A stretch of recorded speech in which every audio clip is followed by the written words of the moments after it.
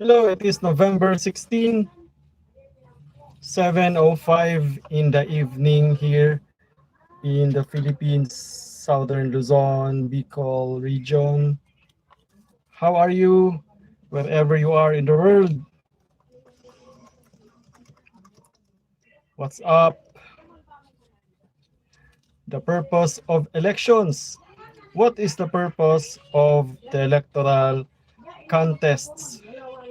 By the way, I'm Jason Chancoco, your host for the Hagbayon Channel.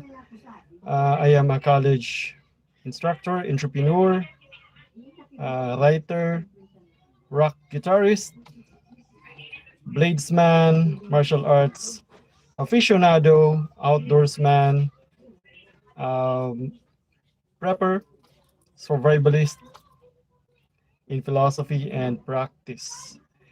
So, what is the purpose of the electoral contests? Yesterday, we talked about President Duterte's withdrawal from the vice presidential race. It's a dizzying series of withdrawals and substitutions all over. So much that some people who are already inclined into not believing the elections are pretty much more convinced not to believe in it. Well, some people don't really believe in elections anyway, and they just want to be left alone. Are you one of those people? Kindly comment down below. Well, some people like to be left alone. They like to live off grid, so to speak, and live off the land, so to speak. Actually, off grid living is actually a preppers slash survivalists philosophy. Now, the question now is what's up with off grid life vis-a-vis being a citizen? No, vis-a-vis being a citizen of a particular country. For one, off-grid life is self-sustaining. You live off the land, you produce your own, while being a citizen would mean you will be dependent on the economic system. Another thing is off-grid lifestyle would mean no legal tender. So you will not be using money. Whereas being a citizen of a country or of a nation would mean uh, your life will be based on legal tender. So whereas off-grid life, it's not. Maybe you will use barter and other modes of transfer of property. What else? Well, with off-grid life, some of the people who are into off-grid living,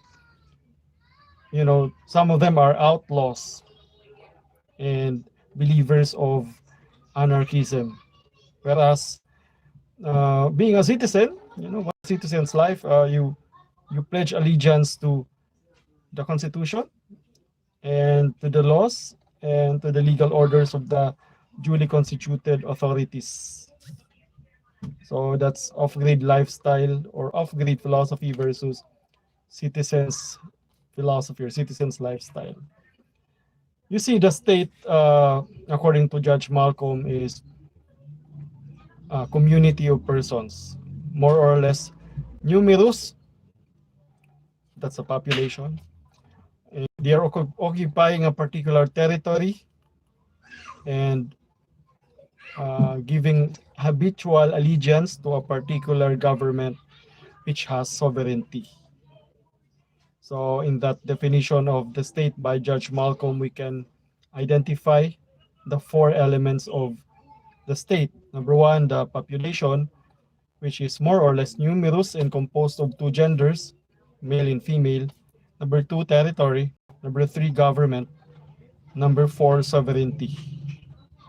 So that's the state. Sometimes we think the state is the government alone or the administration alone. But that is not accurate because the state is composed of four elements: the population, the general population or the citizenry. Number two, the territory. Number three, the government. Number four, sovereignty. So therefore, the state is not merely the government alone. Well, let's think of the government as the facade or the face of the state. Okay, the juridical person that actually constitutes the idea of the state. That's the government. They represent the state. The government represents the state because they were chosen, the people behind administration of government were chosen by the people. And the lawmakers who made the rules as to how to get into government were also chosen by the people. So that's the state. Okay, that's why we always say that the state is not only the government, the state is also the people, the population, because, well, the power actually resides in the people. The power resides in the people because the Constitution is a social contract. So we have the people, the population, and the population enters into a contract with the state. There's the Constitution as a social contract, or the realization of said social contract. The people contracts with the state via the Constitution, saligang batas, and the Constitution would now define the powers, even the territory of the state, the type of government of the state, and also the various powers of the branches of government, namely executive, legislative, and judiciary. So that is why the purpose of elections is to uphold such social contract. One day, okay, there is a day designated for such purpose, which is the election day, wherein the power goes back to the people, to the population. Everybody is equal. Everyone's vote is counted equally, regardless of gender, regardless of economic status. Now, power goes back to the general population and to the people. That is why we have the elections. It is to uphold the social contract between the citizens and the state, because such social contract necessitates the right to suffrage, not right to suffer.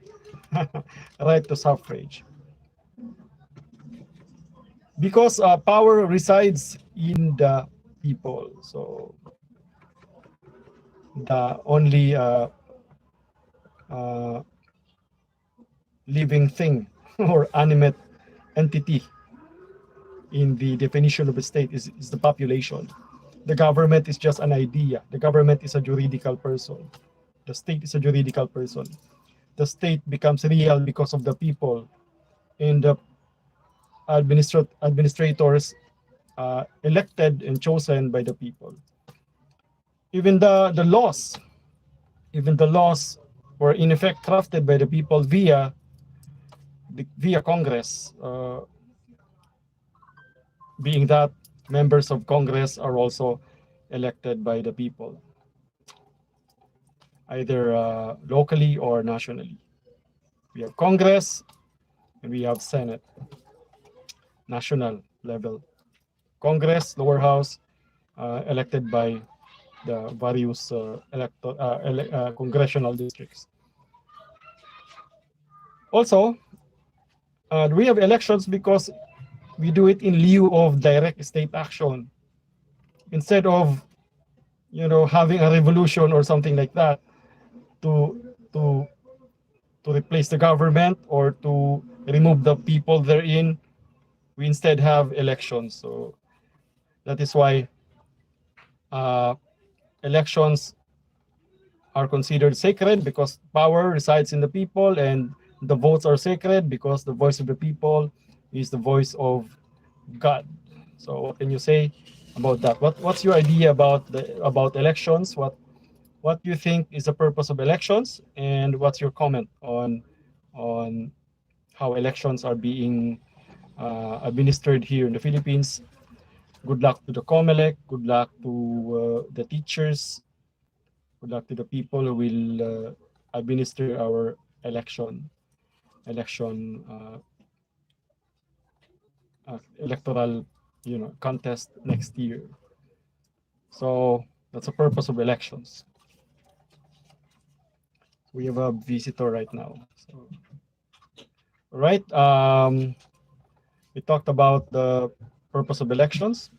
Yesterday, Digong withdrew his bid for the vice presidential race, and we said it is actually a dizzying series of withdrawals and substitutions, and that some people are sometimes disillusioned with how things are going.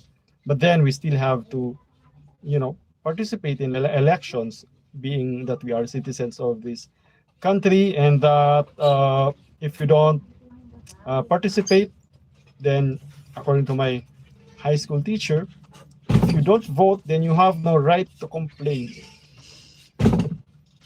And we even talked about off-grid life vis-a-vis citizens' life. Well, some people are so disillusioned with society and even government and even the other people that they choose to live the off-grid life, being that they are preppers and survivalists. They choose to be self-sustaining. They choose to not rely or not believe in the legal tender, and they choose to not of course they have their morals and they have their ethics, but they may not subscribe to the laws, even if in reality they are still subject or bound by law. Well, as a citizen, we said that would of course depend on the economic system, and you will be be relying on legal tender, and of course will have allegiance to the constitution, the laws, and the duly constituted authorities in the government. Because in reality, as a citizen, you are part of the state because you're part of the population, and the population is an element of the state along with territory, government, sovereignty. And because of that, we must practice our right to suffrage because we are part of the state. And the state is not only the government, but also the population, also the people. And because the power resides in the people. Our votes are sacred, etc., etc. And there's a social contract between the people and the government, the people and the state. You have the people crafting the constitution via representatives. We can talk about that later as to how we come about, creating the constitution. So it's a social contract between the people and the state and government. We have the general population giving power via the constitution, giving power to the agencies of government, the branches of government, other instrumentalities of government, and elected officials, and all those who are non-elected officials, all those who are working only under the law on civil service. So that's it.